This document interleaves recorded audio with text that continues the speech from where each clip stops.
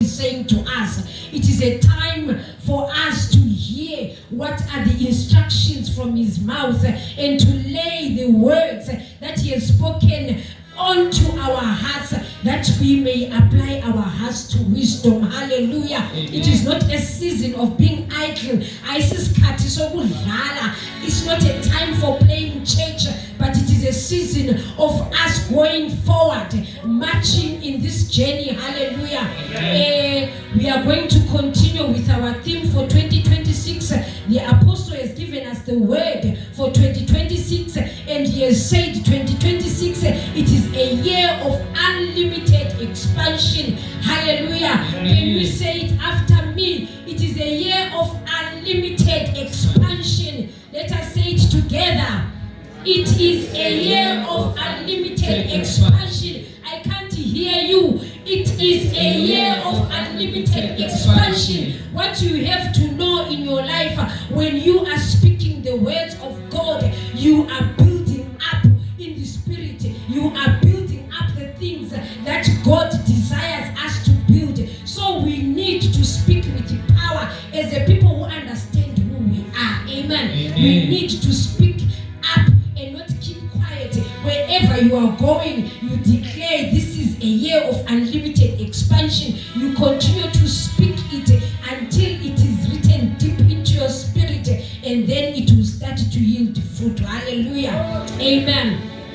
Our scripture for 2026, it is Isaiah chapter number 54 from verse number 2 to 3. Can somebody open for me and read it? I would like us to read it in English and also isiZulu. Can we quickly get into the word of God? We don't have much time.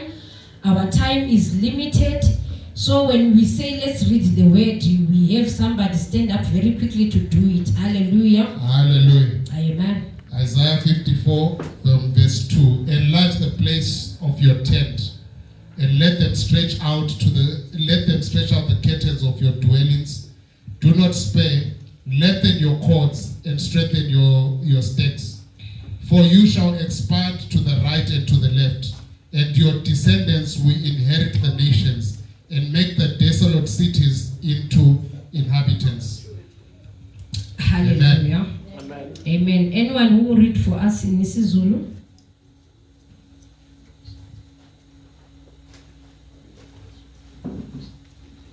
Yenza ibe banzi indawo yetende lakho, mabazelule izindwangu zamakhaya akho, ungazibambezeli. Welule izintambo zakho, uziqinise izikhonkwane zakho, ngokuba uyakusabalala ngakwesokunene nangokwesokhohlo, nengalo yakho iyakuqeda abezizwe, yakhe imizi echithekileyo. Amen. So siyaqhubeka namhlanje sifunda from Isaiah 54 from verse number 2 to 3. Amen. Sibonile ukuthi sitsheliwe ngokuthi lo mnyaka uzoba ngumnyaka ukwandisa okungelamkhawulo. Amen.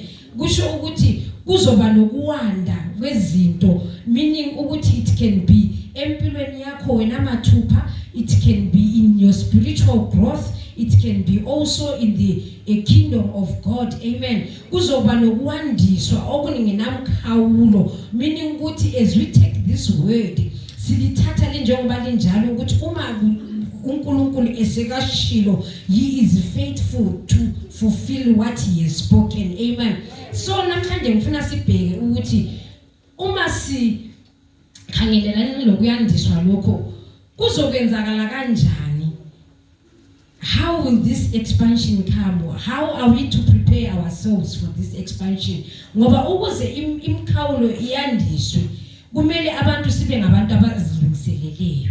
So wena mathupha kumele uqale ngokuzilungiselela ukuze uwamkele lokho okuzokwenelisa ukuthi uqhele uwande. Amen. Siyakuzwisisa lokho?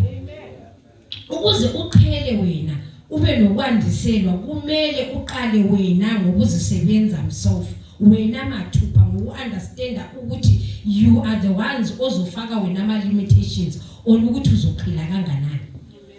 Wena wozodetermine ukuthi ozokuthola lokhu uzothola okunganani, ukuqheliswa, ukwandiselwa uzokuthola okunganani. Kuya ngokuthi wena uzokala kanjani ukwandiselwa kwakho. Amen. So ngizothanda ukuthi siqale ngokubheka ukuthi sizoqhela sikhangela ngokwakho wena mathupha in your own personal capacity. Kumele uqale ngoku-expanda wena i-vision eyompilo yakho. Umbono wempilo yakho kumele ube yiwo oqala ukuthi ubheke ukuthi wena ngokwakho mathupha ubhekelele ini empilweni yakho. Oqala ungayiyeka ukuqhelisa umbono wakho onawo ngempilo yakho, then leli lizwe lizoba nje ilizwi olizwile 2026 endalingeza ke likuprofite lutho.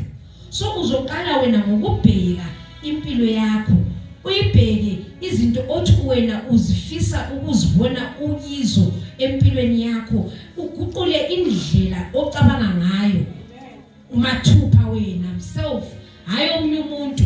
Wena bheka i-mindset yakho ukuthi izinto obu-comfortable ngazo ngo-2025, so kumele 2026 umove out of that comfort zone, uphume kuleyo ndawo yokuhlala nje uzitshela ukuthi mina ngisihlupheki, uhlala uzitshela ukuthi mina ngingogulayo, lo mkhuhlane ngowami. Omunye seze esho uma noma echazela abantu athi uyabona le BP yami, sokuze kungumkhuhlane wakhe umuntu. Ayihlupheko yami le angeke iphele, ayinkinga zami lezi ezibhekane nazo azingeke ziphele. So kumele wena uguqule indlela ozibona ngakhona, indlela ocabanga ngayo ibe yiyo indlela oyiyo oqala ukuthi uyitshintshe kuqala, ukuze ukwanise ukuthi uwamukele okunjani okusha okuzoza. Ngizobheka umbhalo osuka ku-Matthew chapter number 9. Matthew chapter number 9. Ukhona oneBhayibheli lesizulu? Awuna?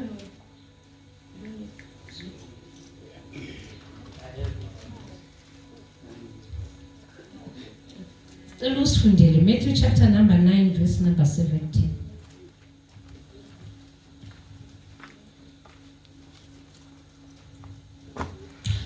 Ngicela ungiqalele ku verse 16 ukuze sizokhona ukuzwisisa. Matthew chapter 9 verse 16 and 17. Alright. 16 ufunda kanje. Akakho obekela isiziba sendwangu engakashukeki engutsheni endala, ngokuba lokhu okubekelwa kuyo kuyakuqebhula engutsheni kwande ukuqebhuka. 17. Ukuthelwa futhi iwayini elisha ezimvabeni ezindala, funa izimvaba ziqhume newayini lichitheke nezimvaba zonakale, kodwa iwayini elisha balithela ezimvabeni ezintsha, kulondeke kokubili. Amen. So ku-2026 sikhangelele ukuthi umuntu abe nokuqula indlela acabanga ngayo, ngoba singakhangela ilizwi liyasho ukuthi asingeke sifake iwayini entsha into ama-wine skins amadala. Amen. Uthi ngesizulu bathi izimphapha ezindala. Amen. Ngokuba ziyonjani, ziyoyichitha iwayini. Amen. Kusho ukuthi wena sokumele uzisebenze ukuthi lokho okusha okukhangeleleyo ukuthi kuze empilweni yakho makuthole nawe umcabango yakho iyenzwe yaba misha, ngoba siyaququzelwa elizweni kaNkulunkulu ukuthi sirenewe ingqondo yethu, indlela esicabanga ngayo, ukuze lokho okusha esikukhangeleleyo ngokwandiselwa kwale imkhawulo ukwandiselwa ongenamkhawulo kuze ngakithi kuzoza ngokuthi thina msofu sesikhiphe lokhana okudala indlela endala eyokucabanga indlela encane eyokuzi uyazi kunomunye umuntu ozikala azibone amncane kakhulu azibuza ukuthi kambe mina nami ngingaba yilokho. So as long as usalokho unokuyilimitation khonokho onakho okubekileyo ngaphakathi nakwakho olokho usasenokuyidawuthinyana kusho ukuthi awukangeni ku mindset entsha eka 2026. So incapacity to receive izoyakhwa ngokuthi wena uyadecide enhlizweni yakho ukuthi okudala sokudlulile bheka okusha sokuzile ngoba wena siyasho ukuthi uma umuntu esekuKristu okudala sokudlulile kepha okusha sokunjani sokuzile ngakuwe. So kuqala ngokuthi uguqule imindset yakho ku 2026 ukuthi uma wena imindset yakho ibingeyokuthi mina ngizoba ngosicelile ngizohlala ngicela njalo nje ukuthi abantu bangisize usizo ngizolicela ebantwini. So kumele imindset yakho iguquke ibe yileyo ethi usizo lwami luvela kuNkulunkulu. Uqale ngokubheka uNkulunkulu hayi ukubheka umuntu. Amen. So there is need ukuthi si increase icapacity to receive. Singakhangela even the widow ngesikhathi sika Elisha watshela ukuthi go and look for containers. Okwalimita the flow of the oil into her life was the number of containers adingayo. So it's the same as us okuzolimita ukwanda okungenamkhawulo kithi is the containers, the number of containers esizozidinga sithina sizilethe yizo okuzostopha khona ukwandiselwa kwethu. So we have to understand size sine mindset yokuthi if we put limitations sizogcina lapho, but kumele sibe ne that mindset ethi the unlimited should come to me, it should happen to me also. Ngingabi nama testimony abanye abantu but ngibe nawami mathupha mina ama testimony engizowasho ukuthi ngibone ukwandiselwa okungenamkhawulo empilweni yami endaweni 1 2 3 4 empilweni yami makungabi ngokwabanye abantu. Amen. So 2026 enyalincenga, let us move out of our comfort zones. Besi comfortable in our leg. Besi comfortable in keeping quiet. Besi comfortable in not even making a difference. But it is time yokuthi sizame ukuthi siphume kulezo ndawo ze comfort ebese siziyakile. Those lies, let's just pull them down. Let's demolish them. Sisho ukuthi 2026 I come with a new mindset. Be it in my business, I am going to surpass such an amount. Even if ungakaze uyibambe omnyasho ukuthi yabona half a million this year, it's gonna be my target mark. Omnyasho ukuthi yabona I'm going to expand.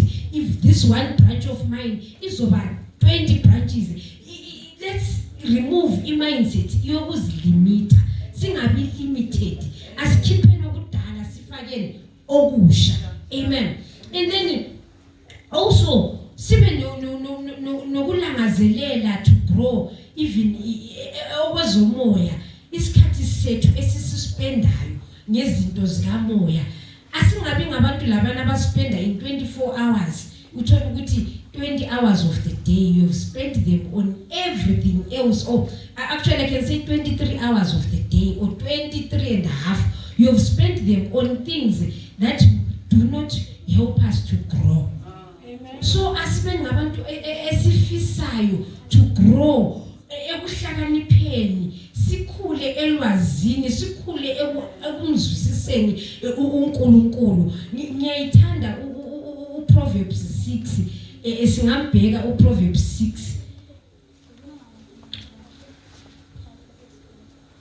ngizomfunda ngesilungu esangena kusiZulu. Ithi my son, if you receive my words and treasure my commands within you, so that you incline your ear to wisdom and apply your heart to understanding. Yes, if you cry out for discernment and lift up your voice for understanding. If you seek her as silver and search for her as for hidden treasure, then you will understand the fear of the Lord and find the knowledge of God. Amen. Ngithanda usifundele u4 to 5 for the sake of time. Proverbs 2:4 to 5. 2:4 to 5. To 5. Alright, Proverbs or Isaac 2 verse 4 and 5. Okay. Uma ukufuna njengesiliva, ukuphenya njengamagugu afihliweyo, khona uyakuqonda ukumesaba uJehova, ufumane ukumazi uNkulunkulu. Amen. Lana si uyasho uSolomon ukuthi uma ukudinga ukuzwisisa, udinga inhlakanipho, udinga ulwazi, ukuphenya njengesiliva, ukudinga njengamagugu afihliweyo, uzokuzwisisa ukumesaba uNkulunkulu, ube nolwazi lwakhe uNkulunkulu. So 2026 asibe ngabantu abazozifuqa ukuthi siqale ngokumfuna uNkulunkulu, siqale ngokudinga ukuzwisisa ukuhlakanipha kwakhe. Uyasho yena ukuthi if any man lacks wisdom, let him ask of the Lord. Uyasho ukuthi singacela kuNkulunkulu ukuthi uNkulunkulu 2026 ilife yami mayingabi the same, ilife yami mayibe different, ilife yami mayibonise ukuthi wena unikeza ukuhlakanipha kuphuma emlonyeni wakho, kunokukwazi, kunokuqondisisa. Wena uNkulunkulu osinikeza zonke lezi zinto. Mangingaphili impilo yami njengesiwula, mangingaphili impilo yami njengomuntu nje ofoolish, but ayibe impilo ethatha izwi elikhulunyiwe nguApostle ngilisebenzise nami lingiprofite empilweni yami. Amen. So kube ngumthandazo wakho ngo2026 uthi uNkulunkulu ngicela ukuhlakanipha. Ilizwi nanto selizile kithi lithi thina sizoba nokwandiselwa okungela uqhawulo. Mina ngizokwandiselwa kuziphi indawo. Ngicela uNkulunkulu ungisize ngibone indawo lapho engizoyandiselwa khona. Ngicela uNkulunkulu ungisize ukuthi ngingenza kanjani ukuthi lelo lizwi nami lize kimi, lisebenze, libe lempumela emihle phakathi kwempilo yami. Amen. Akube yinto ilangazelelayo in 2026. Ungabi nje umuntu okay ayisizwile and then you sit. Ungalihlaleli leli lizwi. Alingaprofit abanye wena usala ungatholanga lutho. Alikuprofite nawe leli lizwi. Awusho nawe ukuthi yabona 2026 ngilithethe leli lizwi ngagijima ngalo. Bhekani ukuthi sengikuphi empilweni yami. Asingabi ngabantu esithatha ilizwi leli nje siliqamele silalele phezulu kwalo. Alingabi ilizwi nje esilithatha kalula nje singenzi lutho ngalo. Amen. So 2026 ngithanda sifise empilweni zethu ukubona ukwandiselwa kulwazi lukaNkulunkulu, ukubona sikhula entweni zikamoya, ukubona sizwisisa kangcono uhambo lwethu uNkulunkulu asibizwe kilo, ngoba konke lokho kuthatha ukuthi uspende isikhathi sakho unaye yena onguye ozokubonisa konke lokho ofisa ukuthi ukwazi. Ngiyazi baningi abanembuzo ukuthi kahle mina ubizo lwami ngolwani kahle uma ngithi mina ngisengikulolu hambo ngiyenza ngani. But all these things you can acquire them when you get deep into the word, when you start seeking like silver for them, like silver, you start seeking for them like treasure, a hidden treasure. You are assured then that you will understand. You are assured then that you will find. So if you don't seek in 2026, you are not going to find. Umungadingi 2026, you are not going to find. Amen. Ungakhali ubona abanye bathola wena usala ungatholanga lutho. It's a desire for you to seek and you shall find 2026. Amen. And then sibheke ukuthi in our lives we have cried for the wisdom. Sibhekile ama areas that are desolate indawo ezingayakhekanga kahle empilweni zethu ziningi kakhulu izinto ezingayakhekanga kahle othi noma uzibhekile zingakujabulisi. Those are the areas that you pay attention to as you speak the word over your life. You pay attention to any area oyibonayo ukuthi uyabona le it is not in line with these promises of God. Awuhambisana nalokho ilizwi elikushoyo. Uma lithi mina ngingaphezulu wena uzibona ungaphansi. Uma lithi wena onokuphila okunaphakade uthola ukuthi your health, you are in poor health. Kusho lokho is not in line with the word. So you need now ukuthi wena u-align every area to this word ukuthi uNkulunkulu I will have everything that you have said. Ukulangazelele in your heart. It starts with that desire in your heart to have those things. Amen. And then we look at ukuthi embusweni ngoba uNkulunkulu yasho ukuthi seek ye the kingdom of heaven first. Sidinge wona umbuso wezulu baqala. Zonke lezi zinto zizongezelelwa kithi. As we are going out, asingajabuleli ukuthi we are expanding in our own lives kuphela. Hey, all your testimonies they are about ukuthi uyabona business yami is booming, my relationships are booming, everything is booming, but kungabi khona okukaNkulunkulu okukodwa okushoyo. Kungabikho nokubonakalayo ukuthi wena you are called to be a seed.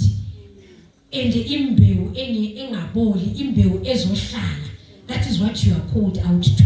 So sibheke ukwandiselwa okungenamkhawulo in the kingdom. We look at winning souls. Kuzoba yinqokoqela sethu esakuqala 2026 ukuthi sihamba out there. We are going to win souls. Usulizwile ilizwi. You have heard the gospel of good news that speaks about remission of sins, ukuthi izono zethu sithethelelwe, ukuthi thina sesenzwe sababasha kuKristu. Selikuprofitile lelo lizwi. It now means ukuthi nawe sokumele uhambe kwabanye and nawe ubatshele i-good news lezo. Uqhubekele phambili nawe uspread the good news to others. Ukuthi uNkulunkulu muhle. uNkulunkulu nguye okuthethelela izono zethu. uNkulunkulu nguye one solution yonke to inkinga zethu. Kanjani? I-solution yakhe iza through Jesus Christ. So it is the first thing okumele uthi noma ucabanga ngezombuso wezulu uzibuza ukuthi am I winning souls to Christ? Ngiyabaletha na abantu ekukhanyeni kukaKristu Jesu. That is how 2026 we are going to expand in the kingdom. We are not going to expand by just preaching and preaching and preaching, but actually going to do the work, bringing one person at a time, doing the word, living in obedience to the word. If we have been called to say go out and preach this gospel, go out and make disciples, are we doing that in 2026? So far we are on the 11th day of the year. How many souls have we brought to the kingdom? Sesiyenzeni ukuthi sibonise ukuthi silungiselele ukwandiselwa okungenamkhawulo. Sesiyenzeni okubonisayo. Asingabi ngabantu nje abakhulumayo kuphela. Esizwayo silizwe ilizwi, but singabi ngabenzi belizwi. 2026 asibeni ngabenzi belizwi. Ngikhangelela ukuthi 2026 uMasika naye uzoletha enye iversion kaMasika. uBrother Desley uzoletha enye version kaBrother Desley. uBrother Ayanda uzoletha. As we do that, Luana naye ozile wenza uzalo wakhe ngithi that is how we are going to expand. As expand ngokukhuluma kuphela, but is expand ngokwenza, actually doing what Jesus was doing. He went about the synagogues. He went about the cities. He was preaching this gospel. Tina, if we are saying we are Christ-like, are we following in these footsteps? Siyawenza nakho nalokho kumele sikwenze. Umsebenzi ubizelwe thina. Ungabheka kuvision yethu lapha, uverse number 18, Ukhuluma ngokuthi we have been given this ministry of reconciliation. You have not been called to it. You have been given it by Christ. Go out and reconcile people to God. Are you reconciling the people to God? Are you doing what we are supposed to be doing? Is your life preaching itself? Impilo yakho self should preach to others before you can even open your mouth. Kube nomuntu nje othi akubhekile afisa ukuthi yabona lo nkulunkulu kaMama lo ngifuna ukumlandela ngifuna ukumkhonza. So 2026, let us stop being hearers. Let's see those who promise. I'm not gonna be a hearer. Angibi nguloyo ozokuzwa njalo nje izwi Sunday by Sunday, Tuesday, Wednesday, Thursday, but we are not doing the word. So asibeni ngabantu esizikhomithayo. We commit our time, we commit our availability, we commit our resources, everything that we are, we commit it to doing the work of the kingdom. Uma sibiza a call, let's go out, let's do this, asikwenze nini in 2026. Asingabi ngabantu nje abalinda nje ukuthi uzibani uzokwenza. Amen. We bring the souls, we disciple them, we guide them through the growth process by continuing to point them to Jesus. Asibapoint kwenye indawo. So this is gonna lead to us being expanded in every direction. This is 2026 for us. Amen. We can stand up at this moment. Uyazi usasukuma ngifuna uzibhekisise impilo yakho 2026, uyibhekisise kabanzi. Uyibhekisisa kabanzi ngenhliziyo eqinisekile ngaphambi kwaNkulunkulu. Uqale ukukhuluma izinto ofisa ukuzibona zikhelisa zisiyandiswa empilweni yakho. Uqale ukubona lokho okungekho ukubone sokukhona empilweni yakho. Isifiso oqala unaso, but isifiso asigcini ngesifiso, siphumelela ngokukhulumela ngaphandle. Usho ukuthi uNkulunkulu ngesikhathi edala wakhuluma wathi let there be light. Nathi 20 akubonile uNkulunkulu akufeza in 2026. Kube yidesire enkulu phezulu kwazo zonke ozoyisho phambili kaNkulunkulu. Singathandaza ngalesi sikhathi. Father, in the mighty name of Jesus, we thank you, O God, for this word of 2026. We ask, O God, of you this year to be God that help us in laying these words in our hearts, Father. Let them first be deep into our spirits, receiving them into our spirits, that this word may profit us, oh Father. I have a desire in 2026 to be a wise woman that wins souls to Christ, a wise woman, Father, whose life becomes a life of testimony, a life of bringing souls to Christ, a life that says it is pointless, worthless to profit, mean nothing to have everything, but lose my brothers and sisters. Father, we thank you that you are faithful. Baba, in my life, there are so many things that I desire to see in 2026. Help me, oh God. I desire wisdom.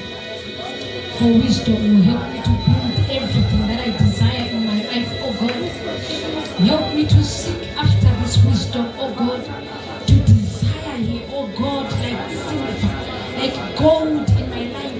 For with wisdom, Father, then can I build, oh God. Then can I know the steps to take, what to do, oh Father. Give me wisdom, oh Father, in 2026. Give me wisdom, oh God. Wisdom, oh my Father. Wisdom is what I cry for, oh God. Wisdom to build, oh my Father. Wisdom, oh God. Wisdom to build economies. Wisdom to build my life. Wisdom, oh my Father, to build even the house of God. Wisdom, oh God, wisdom is what I cry for. Give me wisdom, oh Father, revelation, knowledge and understanding, that I may know, oh God, what is the hope of my calling.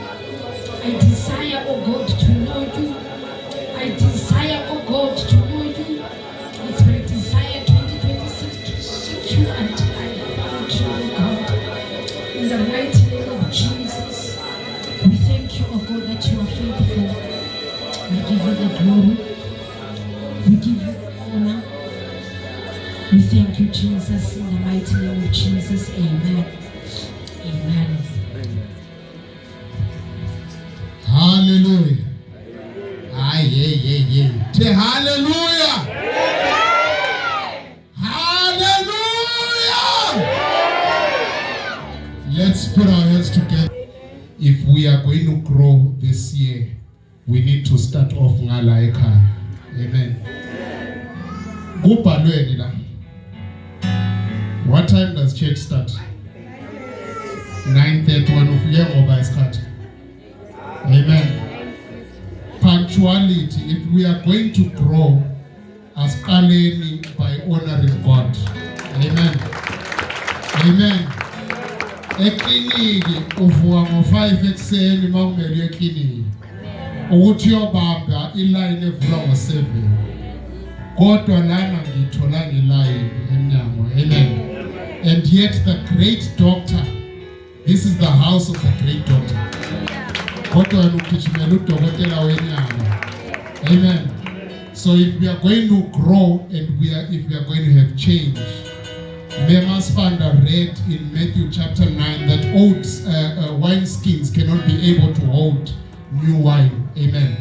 So old mentality cannot be able to hold what the grace that is in this year. Amen. Amen. Kwelinye ilanga ngizoxoxela istory sami esempilo la engisuka khona ukuthi ngize ngibe ngani. But it took a lot of discipline. The people that know me, they know ukuthi mathi sihlangana ngo12, sihlangana ngo5 to 12 ngiyabe ngikhona. Amen. Amen. Yebo. Ngiqhakazela izandla, thanga ngithanda umntwana. Hallelujah. Inkinga abazalwane ukuthi abazalwane mawubatshela iqiniso basuka bakwade. Amen. Hallelujah.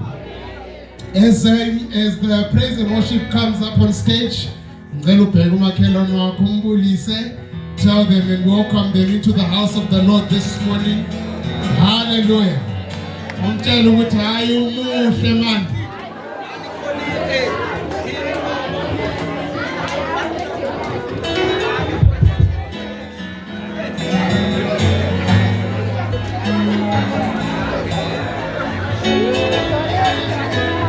Hallelujah!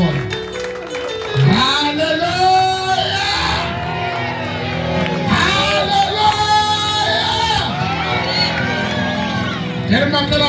Give me space. Give me space. This is 2026. Amen. What 2026 is from what?